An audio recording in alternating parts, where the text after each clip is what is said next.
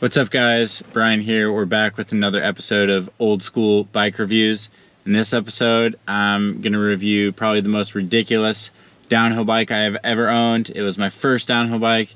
It was the Marin Quad DH, and this thing had 250 mils of travel, almost 10 inches, and it was hilarious. It was an awesome introduction into downhill bikes. It wasn't that good, but it was what got me into downhill racing. This weird downhill bike was totally awesome, just being on a downhill bike, because downhill bikes are sweet. So a lot of fun stuff to get into with this bike. Let's jump into it. So the origin story of this bike starts with me having about $1,000 extra to spend. It's actually Kyle Warner's old bike, and he is a NorCal guy living up in Chico, and he was selling this thing off, luckily for me, fairly cheaply. Stretched my budget a bit. I think I picked this thing up for $13.50, which was an awesome deal for the build that was on it.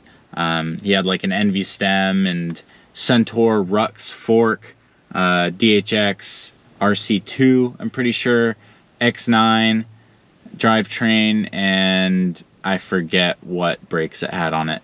Kyle gave me an awesome deal on it, and he was really cool. You may have heard or seen his YouTube channel at this point, but Kyle's an awesome guy, and I really appreciate him hooking me up, getting me my first downhill bike. And this thing was hilarious, and the whole suspension layout of this thing was a dual link design, but the rear triangle was just massive. It was almost as big, if not bigger, than the front triangle. I can't even find the geometry on it, but it felt weird. It felt like the bottom bracket was super high, but it had so much travel that it sagged in a ton, and the head angle seemed steep, and I probably had it set up weird as well, but man, it was just so awkward to ride. I remember bottoming out on stuff and just my chainring and pedals like hitting things on the ground when I bottomed out, just because it had so much travel and it just went so deep. And then that Centaur Rux fork was the first generation of that downhill fork that Centaur came out with, and I think it's gotten a lot better since then, but that first iteration, it was kind of known that it was pretty horrible, and I would have to agree. It was just really hard to find any balance in the fork with getting enough support to hold the fork up without it being harsh, and even when you softened the compression or took air out, it just never seemed to benefit with any forgiveness. So it was just a total mess, really. Yeah, with it having so much travel, it just never felt like the bike was settled. It was always kind of like seesawing a little bit.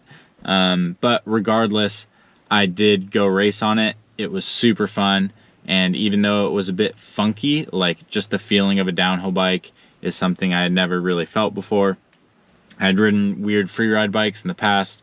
The Scott Voltage was a good bike, but there's still nothing that compares to having a dual crown fork, a bunch of travel in the rear, even though if it may be like maybe a little more than you need. But just being on a downhill bike with burly parts and big suspension just feels awesome. And it was definitely hard to throw around. Playful isn't the word I would use for it, but it definitely plowed through some things. And yeah, like I said, the most important thing was that it got me on a downhill bike, riding bike parks, and to some downhill races. I remember racing Mammoth, the Kamikaze Mountain Games on it, and that was one of my first real Cat 1 downhill races. I remember just crashing in practice constantly. There's photos of me getting real sketchy. This was when I thought wearing a Hawaiian shirt in my race runs was real sweet. It's pretty funny to look back on.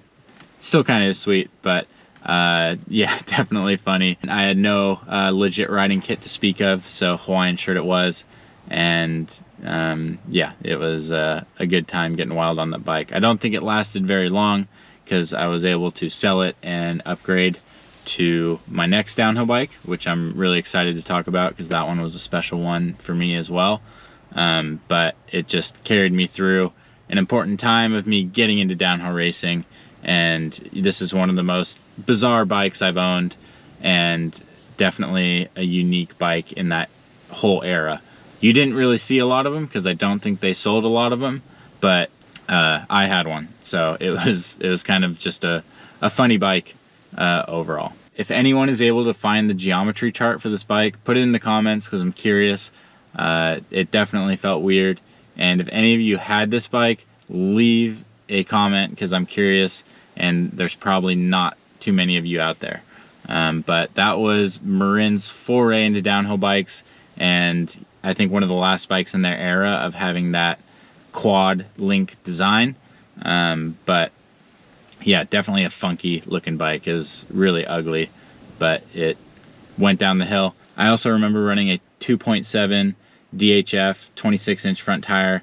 That thing was so massive and just added to the funkiness of the whole bike. I think I ran it into the ground for the entire time I owned it, sold the wheel set or the bike with it. I think I parted this bike out somehow.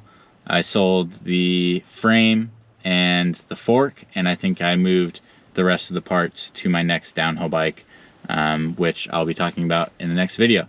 So, hope you guys liked the video. Subscribe if you'd like, and I'll see you guys next time where I'll be talking about the Scott Gambler, which is one of my favorite bikes of all time. So, see you guys next time.